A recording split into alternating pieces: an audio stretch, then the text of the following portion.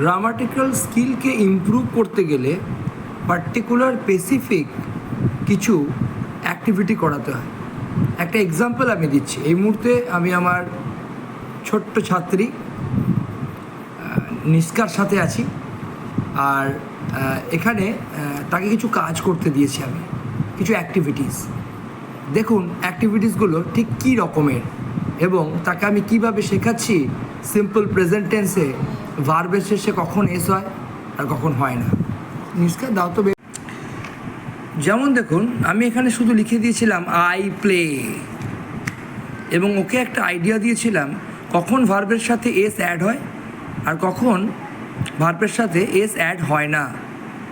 So দেখুন ও এখানে কি করেছে, I play, he plays, she plays, we play, they play, Ram plays, you play, children plays. এইটাও ভুল করেছে, একটা অ্যাক্টিভিটি ও এখানে ভুল করেছে। চিলড্রেন হচ্ছে প্লুরাল, ঠিক আছে না? সো যেহেতু প্লুরালে do not use S at the end of the verb, ঠিক আছে না?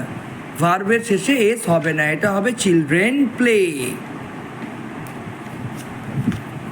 আবার দেখুন এখানে ওকে আমি দিয়েছিলাম আই রাইট, ও লিখেছে হি রাইটস, শি রাইটস,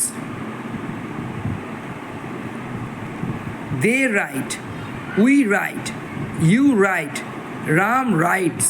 এখানে স্পেলিংটা ভুল করেছে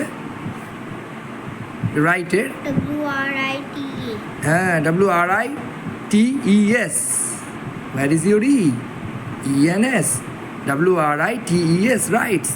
চিলড্রেনে এখানে ও ভুল করেছে, এটা প্লে হবে, চিলড্রেন প্লে, কারণ প্লুরাল। চাইল্ড প্লেজ হবে, চাইল্ড প্লেজ।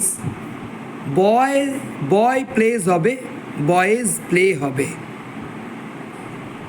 অর্থাৎ আমি এই অ্যাক্টিভিটিটা দিয়ে একটা জিনিস বুঝতে পারছি যে ও সিঙ্গুলার আর প্লুরালের মধ্যে যখন নেমস আসছে, নাউনে আসছে, তখন ও ওটাকে বুঝতে পারছে না।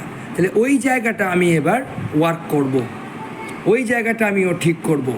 ও যখন প্রোনাউন দিয়ে দিচ্ছি তখনও ঠিক করছে, কিন্তু যখন নাউন পার্টে আসছে এবং সিঙ্গুলার প্লুরাল ও বুঝতে পারছে না, ও ভুল করছে।